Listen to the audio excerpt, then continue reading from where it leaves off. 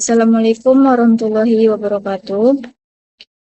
Kami dari kelompok 3 akan mempresentasikan proyek data science dengan judul Prediksi Konkret Compressive Strengths menggunakan Machine Learning. Untuk tujuan penelitian ini adalah membangun model yang mampu memprediksi kuat tekan beton berdasarkan komposisi, campuran, dan umur beton. Business understanding selama 1 menit. Di sini ada permasalahan yang dihadapi, mengapa machine learning digunakan, dan ada juga tujuan proyek. Nah, contoh tahap pertama adalah business understanding. Permasalahan yang kami angkat adalah proses pengujian kuat beton membutuhkan waktu hingga 28 hari sehingga quality control menjadi lebih lama. Untuk penjelasan coding, pada tahap ini belum terdapat coding karena fokusnya adalah memahami masalah bisnis, menentukan tujuan proyek dan manfaat yang ingin disampaikan. Nah, ada yang kedua, data understanding. Ada dataset berasal dari mana, jumlah data, jumlah fitur, dan target. Untuk penjelasan coding, dataset dibaca menggunakan pd.read CSV. Selanjutnya, kami menggunakan head untuk melihat isi data, info untuk mengecek tipe data, describe untuk melihat statistik deskriptif, dan is null atau sum untuk memastikan tidak ada missing value. Untuk kesimpulan, dataset terdiri dari 1030 data dengan seluruh fitur bertipe numerik dan tidak memiliki missing value. Nah, di sini info. Dan yang ketiga, preparation. Yang pertama, kami mengecek missing value menggunakan is null atau sum. Yang B, duplikat. Kemudian kami mengecek data duplikat menggunakan duplikat sum. Ditemukan 25 data duplikat sehingga dihapus menggunakan drop duplikat. C, outlier. Selanjutnya kami mendeteksi outlier menggunakan metode IQR. Kode menghitung nilai Q1, Q3, kemudian menentukan batas bawah dan batas atas untuk mengetahui data yang berada di luar rentang. Yang sekarang ada EDA.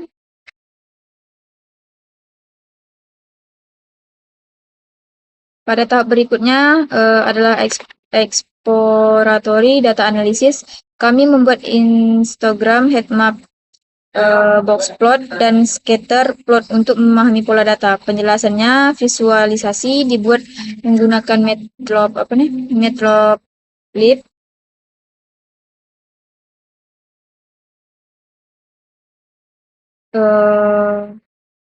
Dan Cirebon.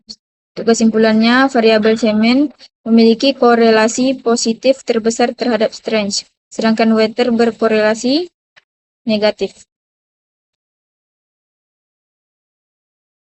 Selanjutnya akan dilanjutkan kepada Mia.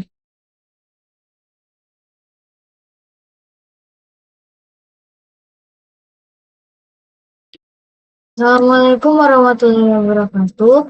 Perkenalkan, nama saya Andia Melani Putri. Jadi di sini saya akan melanjutkan penjelasan dari teman saya yang sebelumnya. Nah, di sini kita masuk ke tahap modeling. Modeling itu ada 4 algoritma regresi dibandingkan linear regression, decision tree regressor, random forest regressor, dan gradient boosting regressor. Data itu dibagi menjadi data latih 80% dan data uji itu 20%. Nah, di sini kan kami menggunakan membangun 4 model. Yang model yang pertama tuh linear regression, yang kedua decision tree, yang ketiga random forest, dan yang keempat gradient boosting. Setelah dibuat, nah Setelah dibuat model tuh menggunakan fungsi fit. Di sini kami menggunakan fungsi fit untuk melakukan prediksi. Nah, di prediction ini kami juga menggunakan cross validation agar hasil tuh lebih stabil. Kemudian ada evaluation. Evaluation itu ada performa setiap model dievaluasi menggunakan 3 metrik regresi, RMSE atau root mean squared error, MAE, mean absolute error, dan error kuadrat, koefisien determinasi. Validasi tambahan dilakukan dengan 5-fold cross validation pada metrik R kuadrat untuk memastikan hasil tidak bergantung pada satu pembagian data saja.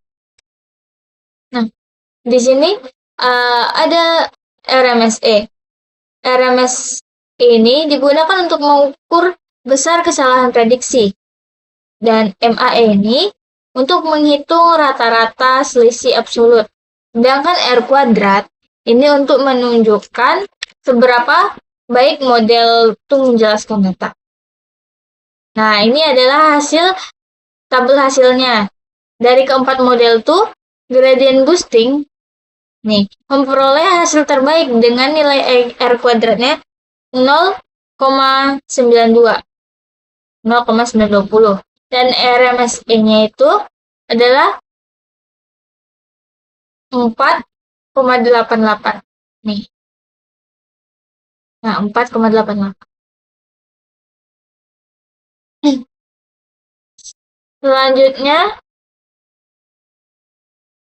Selanjutnya ada interpretation and recommendation. Pada bagian ini ada model terbaik atau gradient boosting digunakan untuk menganalisis tingkat kepentingan atau feature importance setiap variabel terhadap kuat tekan beton. Nah, di kode ini mengambil nilai feature importance dari model gradient boosting, kemudian divisualisasikan dalam bentuk grafik. Nah, ini variabel H dan Kman menjadi faktor yang paling berpengaruh.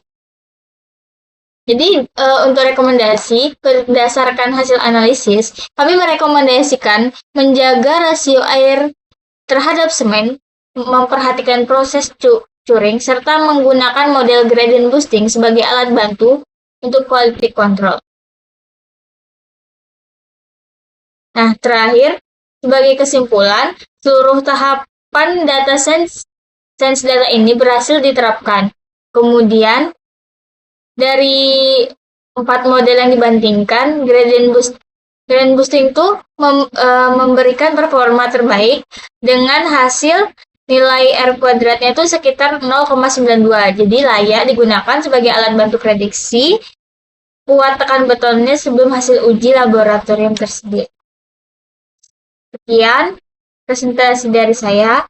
Kurang dan lebihnya saya mohon maaf. Assalamualaikum warahmatullahi wabarakatuh.